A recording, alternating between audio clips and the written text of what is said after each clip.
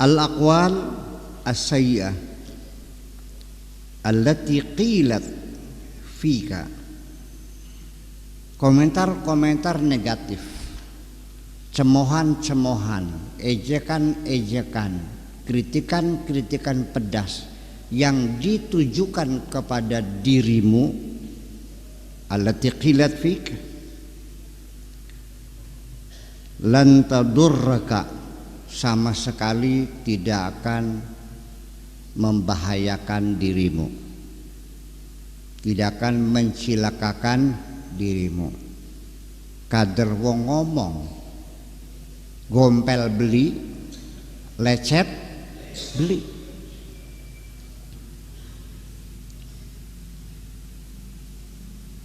Bal tadur sahibaha, tapi yang akan mendapat kerugian adalah orang yang mengatakannya. Perkataan yang jelek tidak akan melukai dirimu, tapi akan melukai orang yang mengatakannya sendiri.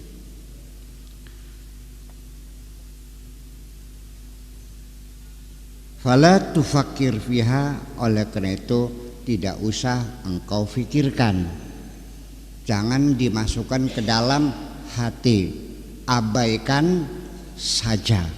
Emangnya gue pikir. Kita pengajian ini adalah ngaji bagaimana kita bisa menghadapi kehidupan ini nyaman. Ya, kita ingin mendapatkan kebahagiaan, ketenangan, kedamaian, badan sehat, ya kan, rezeki lancar, ya, istri sayang, anak lucu-lucu, temannya banyak, kurang seberapa lagi. Ya, jadi jangan sampai kita ini terlalu memikirkan bagaimana kata orang. Begini ajalah, apapun yang kau lakukan, jangan sekali-kali berdasarkan karena kata orang. Ini ucapan bahasa Jawanya, kuayang jare wong. Urusan apa jare wong? Kalau Anda melakukan sesuatu hanya karena keinginan orang lain, di mana kepribadianmu engkau tidak ada, engkau tidak punya keinginan, dan semua adalah keinginan orang lain. Omongan orang selalu ada yang positif, ada yang negatif, selalu ada yang pro dan ada yang kontra. Artinya dapat saya katakan bahwa Anda pasti gagal dalam melakukan apapun ketika Anda bertujuan ingin menyenangkan semua orang. Percaya nggak? Saya dapat pastikan Anda akan mengalami kegagalan ketika yang Anda lakukan adalah dalam rangka ingin menyenangkan semua orang. Karena itu tidak mungkin terjadi. Apa yakin kalau saya bagi-bagi duit se-Kabupaten Cirebon per kepala 1 juta, yakin gak orang se-Cirebon senang semua kepada saya? Awas, hati-hati, waspada, ini pasti nanti bakal nyalon bupati. Wah, SMS, apalagi Twitter, ya, Facebook, wah, berseliweran. Sampai akhirnya sejarah lama saya yang negatif dibongkar semuanya karena gara-gara saya bagi duit. Betul nggak? Jadi ya sudahlah, apapun kata orang nggak usah didengerin. Cobalah belajar kita mendengarkan kata hati kita, jangan mendengarkan kata orang. Kalau ada orang memuji, silakan didengarkan. tapi juga jangan terbius dengan sanjungan-sanjungan itu. Orang mengejek dirimu, dengarkan saja, jangan dimasukkan ke hati, menyebabkan hatimu sakit. Ya, biarkan saja.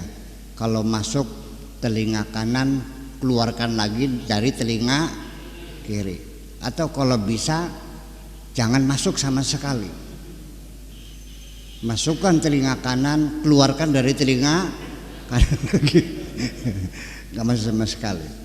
Ya, toh bagaimanapun juga orang yang berkata atau menilai Anda, menjelek-jelekan Anda, apapun masalahnya, ini masih banyak hal. Sebelum menyalahkan orang lain, kenapa orang lain menjelek-jelekan dirimu? Coba Anda, sebelum Anda membela, saya paling tidak suka sama orang yang membela diri.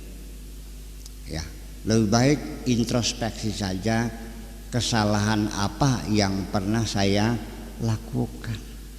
Sebab apa yang mereka katakan itu pasti suatu reaksi dari sesuatu yang pernah kita lakukan, mereka tidak berkenan. Begitu kan? Ya. Atau mungkin kita bertingkah laku menghina orang, atau kita mungkin kurang hormat, atau mungkin kita melakukan mengatakan sesuatu yang sifatnya mengupat orang lain. Nah, makanya kalau Anda ingin tidak diupat oleh orang lain, cobalah sejak sekarang berhenti, jangan mengupat orang lain. Karena orang menjelek-jelekan dirimu itu diawali dari kamu pernah menjelek-jelekan orang lain. Begitu mereka mendengar, mereka juga nggak terima. Jadi akhirnya yang membuat kamu hidup susah adalah perbuatanmu sendiri. Kedepan kita berhati-hati, ya, jangan sekali-kali menyakiti hati orang, ya, ya minimal ya kita asal hormat saja sama orang. Saya kira akan mengurangi orang yang tidak suka kepada kita kok, ya kan? Nah, di sini ingin saya katakan bahwa satu sebabnya orang itu berkomentar negatif kepada kita, mungkin kita punya kesalahan. Yang kedua, mungkin orang itu salah paham.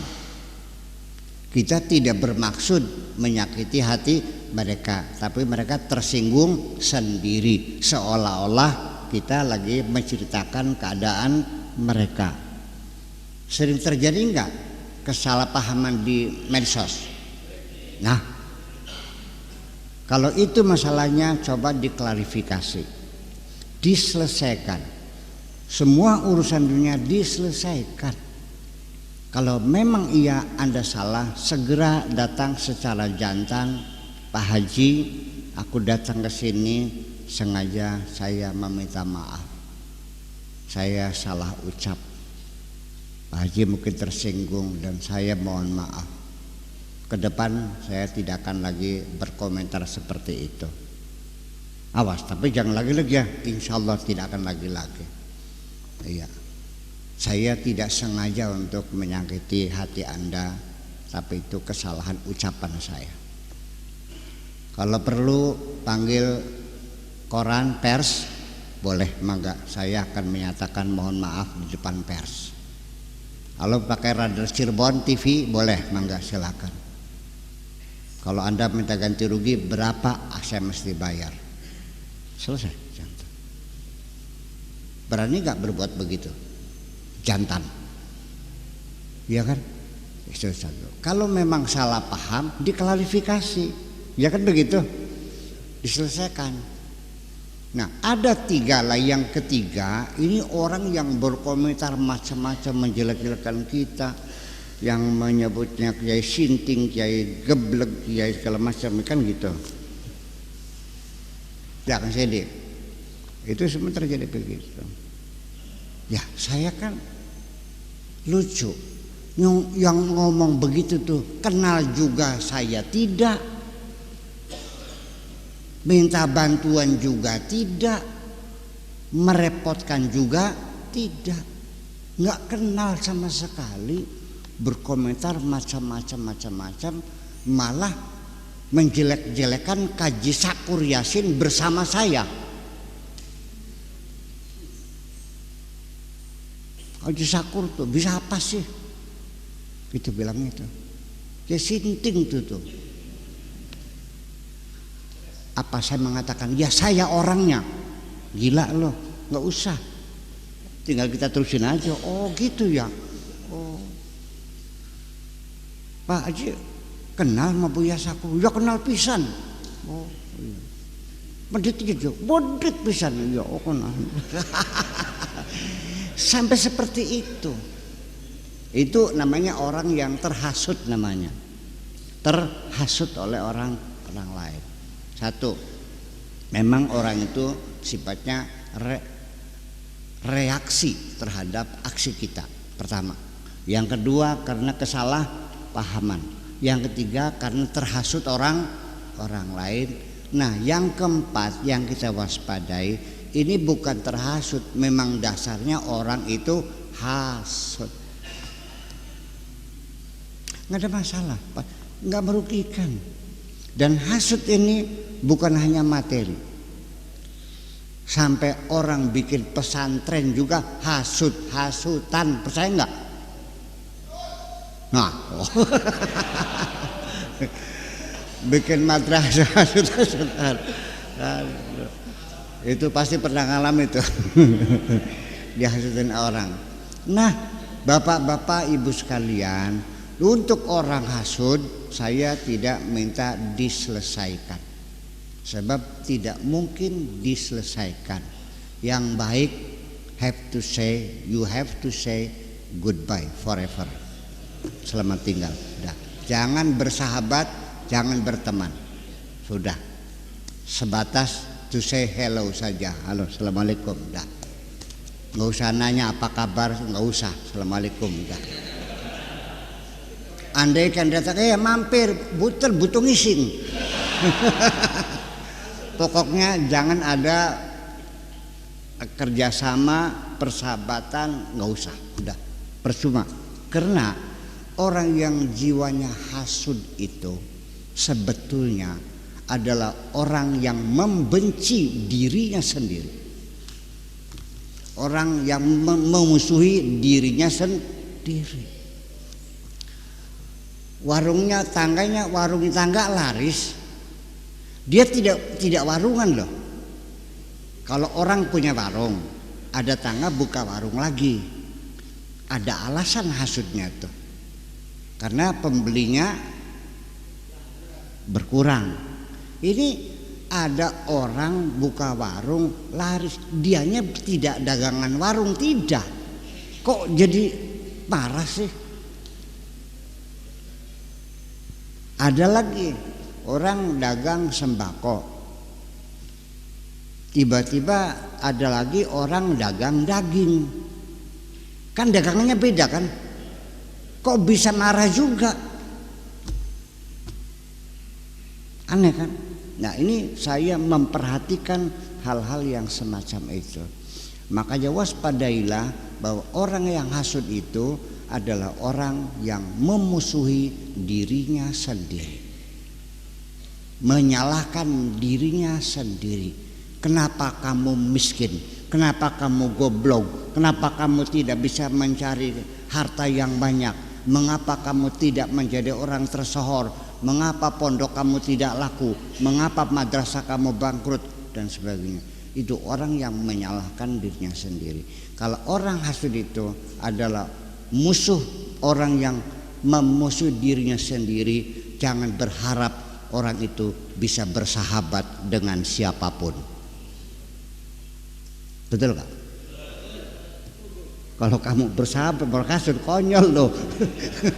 Udah tinggal aja dah gitu mah. Ya, sehingga terlalu banyaklah penyakit hasud ini di dalam hadis, di dalam Al-Quran ya. Tentang hasud ini luar biasa. Bahkan sampai-sampai dalam Al-Quran dikatakan bahwa orang hasud itu sah disebut orang kafir. Ya, sama dengan orang sombong juga disebut kafir. Orang medit kafir juga. Itu. Jadi levelnya sudah level kekufuran. Tidak bersyukur juga kafir juga sama.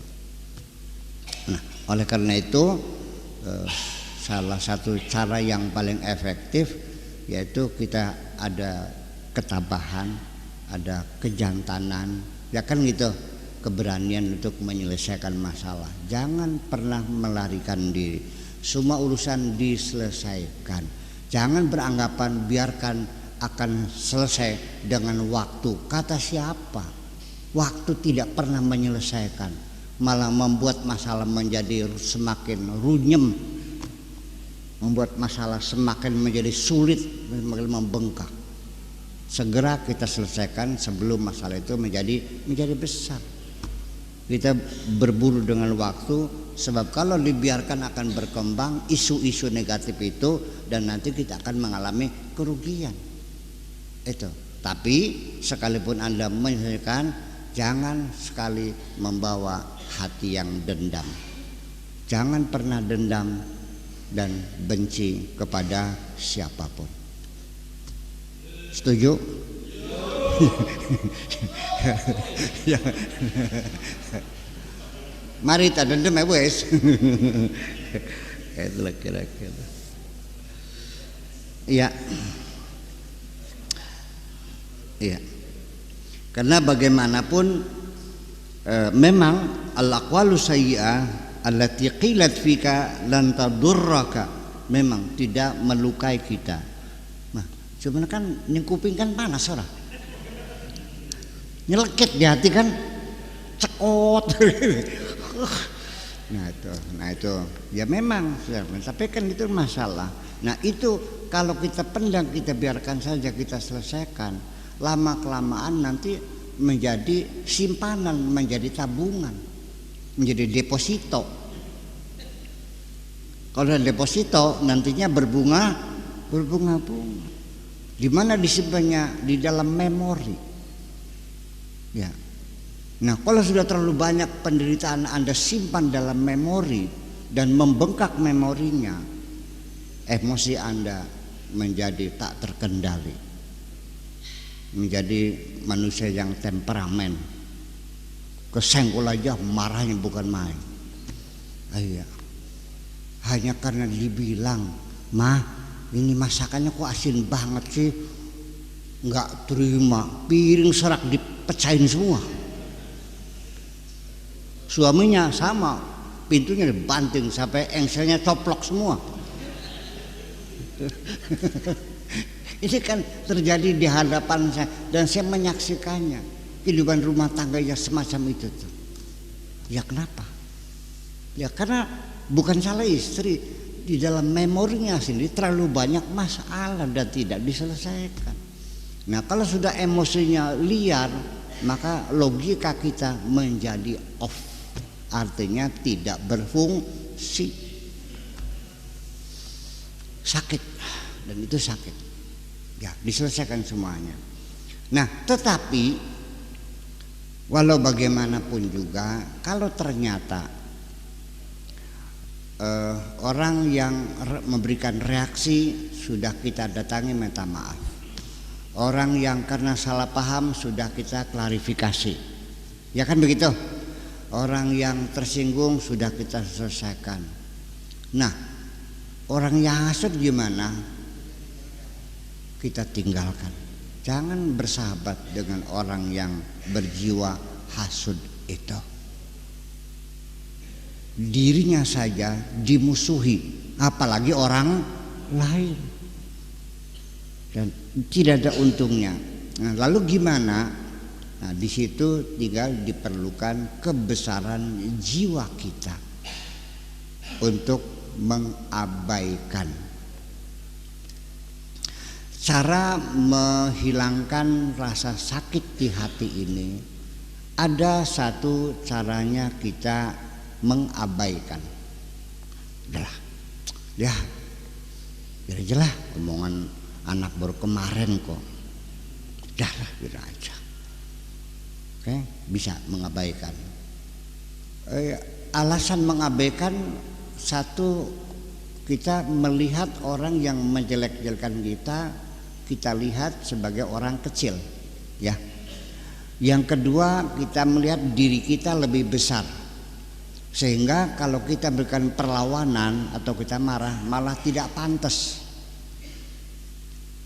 Masa iya anjing yang dulu pernah menggigit saya harus saya gigit juga? Yang penting kasih makan aja yang kenyang, insya Allah anjing itu tidak akan lagi menggigit kamu, udah gitu aja. Ya kan, udah selesai.